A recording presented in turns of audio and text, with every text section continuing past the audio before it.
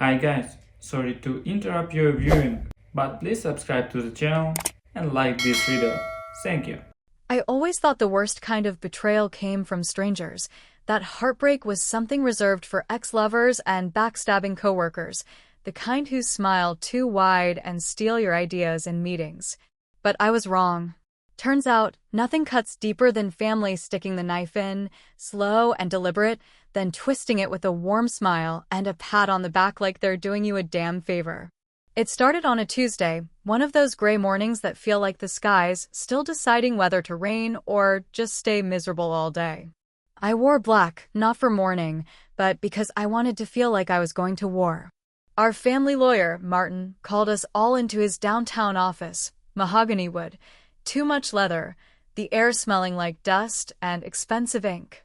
My sister Lori was already there, with her fake polite smile and those damn kids of hers playing on her phone. Our parents came in last, looking tired in that vague way older people do when they're tired of pretending they don't have favorites. I sat down, hands folded tight in my lap, while Martin shuffled papers and cleared his throat like he was about to perform Hamlet instead of crush my soul. And then he read it. My father's voice, written out in black and white, said Lori would receive 70% of everything.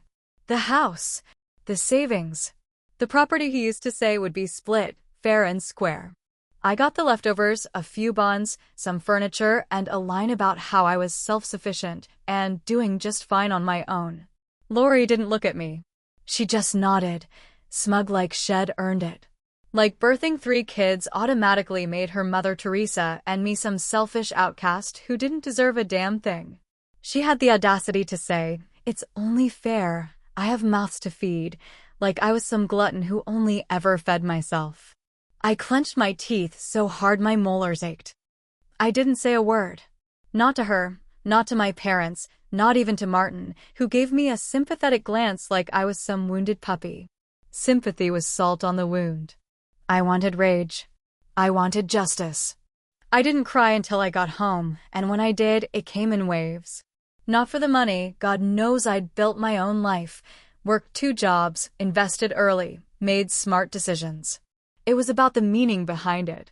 The message was loud and clear. I didn't matter as much. I never had. Not when Lori dropped out of college and Mom bailed her out with tuition. Not when Lori divorced her husband for the 2nd time and Dad co-signed her new mortgage. And sure as hell not now, when their last act on earth was choosing her again. And the thing is, this wasn't new. Growing up, Lori could set the house on fire and blame me, and our mom would believe her. She could steal my clothes, my CDs, even my boyfriend's, and my dad would say, "She's just finding herself." I spent most of my 20s learning how to unlearn the idea that I was only valuable if I stayed quiet and didn't ask for too much. Therapy helped. Time helped more. But none of that prepared me for hearing that my own parents thought I deserved the scraps because I didn't reproduce. Later that night, I poured a glass of wine, sat on my back porch with the sun bleeding into the horizon, and stared at the numbers again. 70% to Lori, 30% to me. Except it wasn't really 30, because the actual math left me with barely a quarter. And here's the kicker. My parents had the gall to put a little handwritten note in the envelope they left for me. It said, "You've always been so strong. We know you'll understand." Yeah, I understood. I understood that being strong was their way of saying we never planned on showing up for you. I didn't sleep that night. My head buzzed like a broken radio, full of static and the same thought over and over again. How dare they? How dare she? Around 3 in the morning, I opened Zillow and typed in her zip code. I don't even know why. Maybe I just wanted to see what it would be like to live near the golden child. To put myself close enough to look her in the eye. Maybe part of me thought there was a way back from this. That we'd talk. Heal. Figure it out. But then I saw it. A house just 4 doors down from Lori's. For sale. Move-in ready. Big yard. Wraparound porch. Listed at a price I could manage if I pulled some strings and sold a few stocks. I stared at that listing like it was a challenge. Like it was the beginning of something. I hadn't clicked Contact Agent yet, but I stared at that little red marker on the map until the sun came up and the world started again.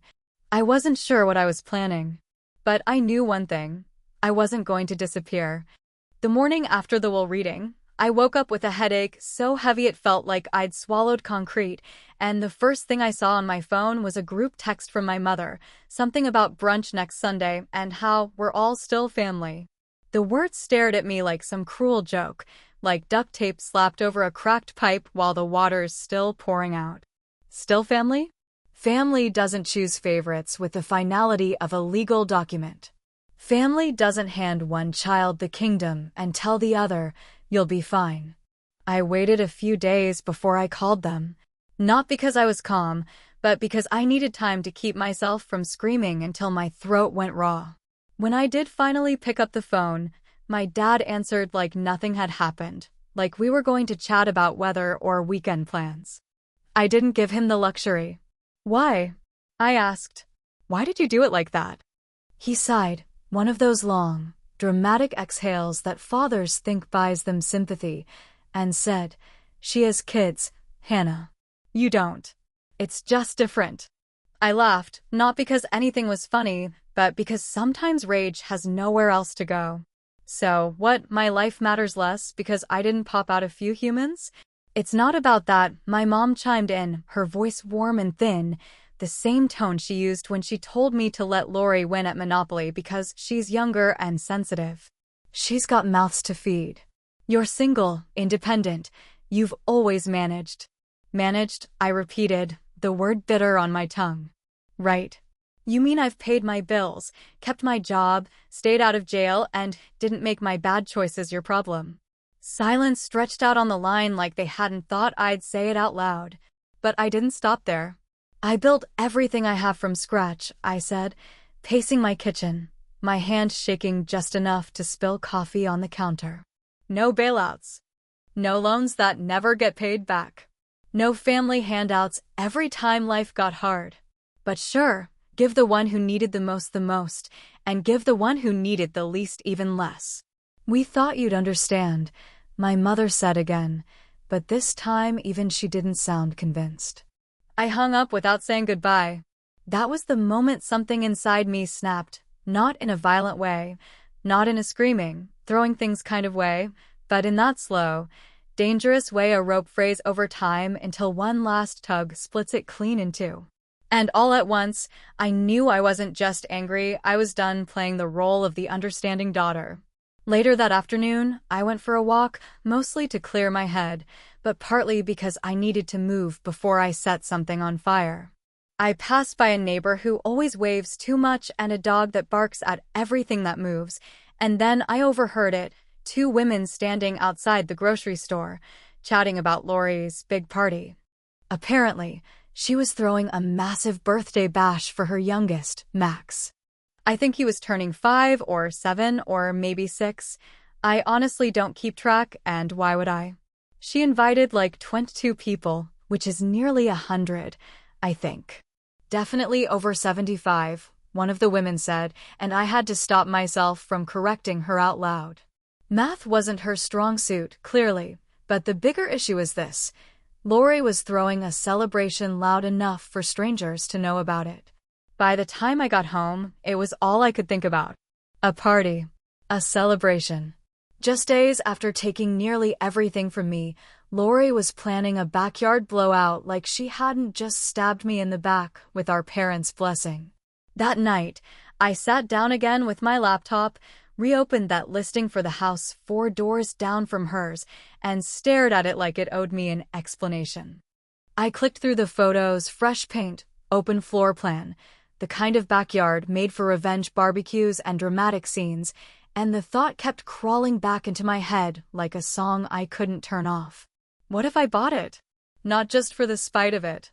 Not just to be close enough to watch her unravel. But because maybe, just maybe, I deserve to take up space again. I deserve to stop being invisible. I checked my finances. I ran the numbers. I called my broker. And then, with one final glance at the price tag, I hit that beautiful, dangerous little button labeled Contact Agent. I hadn't told anyone. Not a soul. But I knew exactly what I was going to do next. And if Lori thought the biggest event in the neighborhood that weekend was going to be her son's party, well, she was about to learn that when you steal from someone quiet, you better hope they stay that way. The thing about revenge is that it doesn't always look like fire and screaming matches in the driveway. It doesn't have to be dramatic to hit hard. Sometimes, revenge is quiet, calm, methodical. Sometimes it looks like flipping through home listings while sipping black coffee and planning a backyard renovation with the kind of smile that doesn't reach your eyes.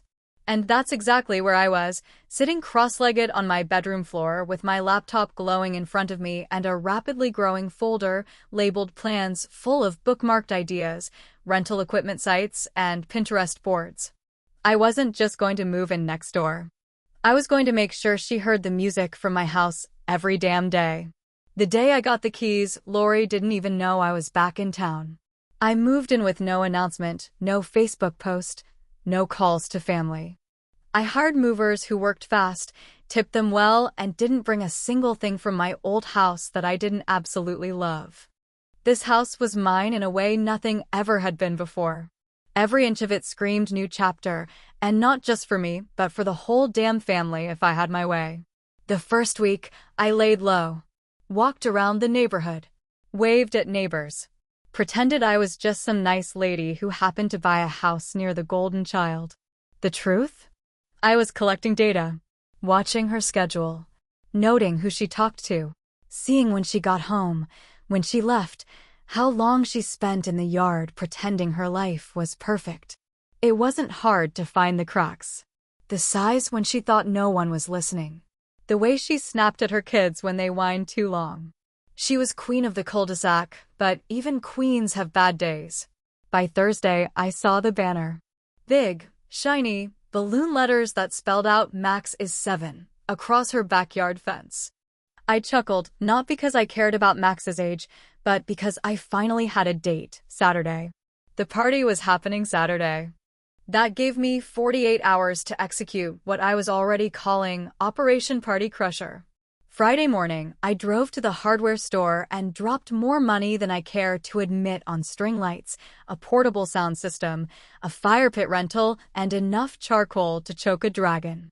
Then I called a local barbecue guy, one of those old-timers who smokes ribs out of a trailer and doesn't say much unless you ask about his spice rub. I paid him cash and booked him for a full 8-hour cookout, starting at noon, same as Lori's party. I hit the liquor store next. Bought 3 coolers worth of beer, wine, mixers, and enough lemonade for the kids that I wasn't even inviting. I posted an open invite in the neighborhood Facebook group, just vague enough to seem innocent. New neighbor barbecue this Saturday. Good food, good drinks, good vibes. Stop by. No RSVP required. No pressure. Just the smell of hickory smoke wafting through the neighborhood and a playlist that would hit every nostalgic nerve of anyone over 35. Saturday came fast. The sky was clear, and the heat hung just heavy enough to make cold drinks feel earned. I set everything up before 10 a.m. speakers tucked behind the porch columns. Tables loaded with finger food. Lawn chairs spread out like I'd been planning this for weeks. I even dragged out an inflatable pool and tossed a few water balloons into a plastic tub for entertainment. And the finishing touch? A handwritten chalkboard sign out front that said, "Barbecue today. Hungry? Come on in." The first guests trickled in around noon. Neighbors. Some folks I didn't even recognize. A couple of Lori's guests wandered over, confused, asking if this was the birthday thing. I smiled real sweet and said, "Oh no, this is just a little get-together. But you're welcome to stay." A few of them did. By 1 o'clock, my yard was full. Laughter, the sizzle of meat, clinking bottles, and the smell of smoked brisket and grilled corn drifted all the way to Lori's front yard. I saw her through the slats in the fence, pacing. Guests stood around her patio looking bored. Kids peeked through the fence, probably wondering why the music was better on my side. Then came the moment I'd been waiting for. Around 2:30, Lori came stomping across the lawn in wedge sandals and rage, her face blotchy, her ponytail frizzed from heat and fury. She didn't knock. She barged through the side gate like she owned the place, hands already in motion. "What the hell do you think you're doing?" she hissed, teeth clenched so tight I thought they might crack. I smiled. Sweet. Cool. Like I wasn't feeling 10 years' worth of satisfaction swelling behind my ribs. "Throwing a little barbecue," I said, tilting my drink toward her. "You know, community stuff. Thought it'd be a good weekend for it." "You planned this on Max's birthday?" She snapped, eyes darting to the guests, some of whom were clearly from her invite list. One of them waved at me and said the ribs were amazing. "I didn't realize it was a conflict," I said, shrugging. "No one mentioned it." Her mouth opened like she was going to scream, but nothing came out. I watched her realize in real time that she couldn't yell without looking like the unstable one. I saw the flicker of panic behind her eyes. And it was delicious. "You're doing this to spite me," she finally spat. "Don't pretend it's not personal." I leaned in just a little, voice low and even. "You made it personal," I said. "I'm just throwing a party." She stood there, trembling, trying to figure out what to do next. People were watching. Kids were laughing. Someone cranked the music louder. And all she could do was stomp back to her yard with her fists clenched and her ego bleeding. And I just kept flipping burgers, smiling like nothing was wrong. There's a certain silence that comes right before all hell breaks loose, and it's not the kind of silence that's calm or peaceful or still. It's that strained quiet, the kind you feel in your chest, like the air's been sucked out of the room and something awful is about to detonate. That was exactly the silence I felt crawling over my backyard as Lori's sandals slammed down each wooden step of her porch, her stride quick and violent. Her face flushed and locked in that furious smirk she always wore when she was about to throw a tantrum in public and pretend it was righteous anger. I saw her coming from the corner of my eye, red in the face, lips pulled so tight she looked like she might shatter her own teeth. Her husband, well, ex-husband number 2, tried to grab her arm as she passed through the gate, mumbling something that sounded like, "Lori, please don't," but she shook him off like a woman possessed. My guests, halfway through their second drinks and deep into their ribs and conversations, went quiet in a ripple. It was like watching someone kick open the doors of a wedding and scream, "I object," right as the vows begin, intrusive, messy, and completely unnecessary, but boy, you couldn't look away. "What the hell is this?" she shouted, standing in the middle of my yard like she owned the damn place, arms flailing, cheeks blotchy. "What kind of pathetic, petty crap is this, Hannah?" "Huh? You seriously planned this to ruin Max's birthday?" I didn't answer right away. I just kept sipping my sweet tea like the chaos wasn't touching me at all. I was sitting in a chair under a tree with the best shade, legs crossed, one arm draped over the backrest like a villain in a soap opera who knew she'd already won. The way her voice cracked around the word birthday almost made me laugh, but I didn't, not because I was being kind, but because I wanted her to feel every second of the silence that followed. "You're embarrassing yourself," I said calmly, setting my glass down on the table beside me. "You're also disturbing my guests, who, by the way, came here voluntarily." "Don't act innocent," she snapped, voice raising half an octave like it always did when she didn't get her way. "You planned this on purpose. You knew we were having the party today."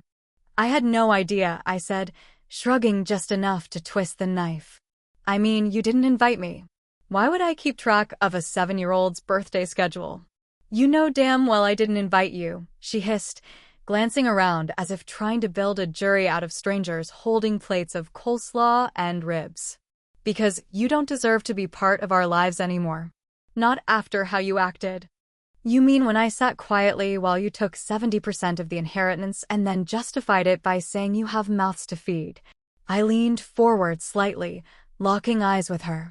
"That kind of acting?" One of the neighborhood kids, bless his brutally honest little soul, tugged at her dress and said, "Mom, why is the fun party over here?"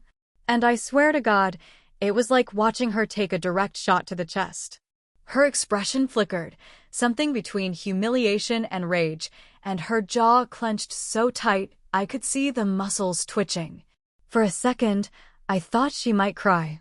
Or punch me. Or both. Instead, she screamed, "I can't believe you! You think this is funny? You think making a mockery of my son's birthday is some kind of game to you?" And that's when I did it. I reached behind me and tapped the remote that controlled the outdoor speakers. The music changed instantly from background ambience to a very specific playlist I'd queued up days ago, waiting for just this moment. The first song that came on was a cheesy 90s pop track that Lori used to blare from her bedroom when we were kids. One of those songs she used to claim was hers, and God help you if you sang along. Her face went pale. I saw it register, saw her flinch just slightly before she looked around and realized several guests were tapping their feet to the beat. The next song was another blast from our childhood, one that used to play during summer road trips. Dad used to whistle along to it. Lori used to scream at me to shut up if I sang over it. "You really are insane," she muttered, almost to herself now, eyes darting from speaker to guest to tree to me, like she was trying to find some solid ground and failing. "You moved in just to do this. You planned this. This is sick. Is it?" I said, standing up now, full height, calm as ever. "Or is it just karma with a DJ and a side of pulled pork?" She looked like she might throw something, but there was nothing within reach but plastic cups and innocent children's laughter. And I could tell by the way she stood there, fists balled, breath ragged, that what really burned wasn't the party or the playlist or the fact that her guests were having a better time next door. It was that I wasn't begging to be included anymore. I wasn't quiet. I wasn't apologizing. I wasn't understanding like I was trained to be all my life. I was hosting. "You think this is funny?" she shrieked one final time, her voice cracking loud enough to make even the dog across the street stop barking. And I smiled, slow and sharp. "You think inheritance theft is?" I asked, loud enough for the whole damn block to hear. She left then, stormed back across the lawn with enough drama to make a Bravo producer salivate, and not once did I stop her. I let her go. Because some people don't need to be confronted. They need to be watched unraveling while you sip your tea in the sun. The next morning, the first thing I noticed wasn't the leftover beer bottles or the collapsed lawn chairs or even the smear of barbecue sauce on the side of the cooler that someone clearly used as a plate. It was the way the air felt. Thick with smoke still hanging in the yard, sweet and sharp from a full day of grilling, but underneath it, something else lingered. A quiet tension, stretched thin across the neighborhood like the last breath before a storm. And I knew, without a doubt, that people were already talking. By Sunday afternoon, I didn't have to guess. My phone buzzed nonstop, not with texts from family, of course, but with messages from neighbors, Facebook comments, a few direct messages from people I barely knew saying things like, "That was wild, but damn those ribs were amazing," or, "Was that your sister screaming about birthday balloons?" Apparently, someone had filmed Lori's little outburst and shared it in a community group, and it spread faster than spilled wine at a backyard wedding. I didn't watch it. I didn't need to. I had seen it live. Lori, from what I gathered, had not taken it well. Word was, she'd stormed into her own party afterward, yelling at guests, barking at her kids, and snapping at her ex-husband like the entire world was conspiring to ruin her perfectly planned suburban extravaganza. Several guests reportedly left early, including a neighbor she'd been trying to impress for months. The birthday cake went untouched for hours. Max ended up crying at one point. I didn't cheer for that. I'm not that far gone, but I didn't feel sorry either. Not anymore. On Monday, she tried to play damage control. She posted a long, painfully filtered photo of Max smiling with a balloon and a caption that said something like, "Despite the chaos, our sweet boy had a great day." But even through the internet's usual gloss, I could see the cracks. The likes were fewer. The comments polite but distant. That fake enthusiasm just didn't land the way it used to, because people had seen the real thing now, the meltdown, the yelling, the truth. Then the phone call came. It was around 3 in the afternoon, and I was halfway through reorganizing my spice rack because, after a party like that, even control freaks like me need to cling to something mindless. The screen lit up with Mom, and for a second, I actually hesitated. But curiosity is a strong drug. She didn't start with pleasantries. "Hannah," she said, her voice tight, "Lori is very upset." I didn't reply right away. I let the silence breathe, just long enough to remind her I didn't owe her anything anymore. "She said you embarrassed her. That you stole her guests. That you did it on purpose." "I did," I said plainly. "And she's your sister." "Was that before or after she stole 70% of your will and told me it was only fair because she has kids to feed?" My mom paused. I could hear her breathing, could almost hear her rehearsing the lines she probably practiced all night. But nothing came out. "She said you humiliated her. She finally offered, but there wasn't much weight behind it." "She humiliated herself," I replied. I just turned on some music and served ribs. Another long silence. "We didn't think it would matter to you that much," she said quietly. "We thought you'd understand." I did understand, I said, feeling every word land like stone. "I understood that you never saw me as equal. You made that very clear. And now I'm just making it clear that I'm not going to sit in the shadows while she plays the victim." She didn't try to argue after that. Maybe she realized I wasn't the same girl who used to beg for approval with straight A's and college scholarships. Maybe she finally heard what I'd been trying to say since I was 12. We hung up without resolving a damn thing, and honestly, that was fine by me. Later that night, after the neighborhood had settled and the gossip had started to cool into embers, I stood outside by the grill, alone, flipping the last of the leftover ribs, just because I liked the smell. The yard was still messy, cups in the bushes, a forgotten toy under a chair, the remains of something good and temporary. I wasn't celebrating. I wasn't gloating. I was just standing there, listening to the quiet, the same quiet that used to feel suffocating but now just felt earned. Across the fence, I saw her. Lori was out in her own yard, in the dim porch light, picking up trash. Alone. No guests. No kids. Just her, dragging streamers out of bushes and shoving them into a garbage bag like they personally offended her.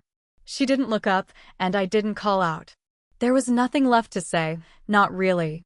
We'd said it all, some with words, most without. And in that moment, I wasn't angry. I wasn't proud either. I was just done. She needed the money more, maybe. Maybe that's what she and our parents believed. Maybe they all convinced themselves that kids were a pass for cruelty, that motherhood erased everything else, every lie, every manipulation, every betrayal. But me? I needed something else. I needed to stop being the quiet one. I needed the closure. And now I had it. Whether they liked it or not.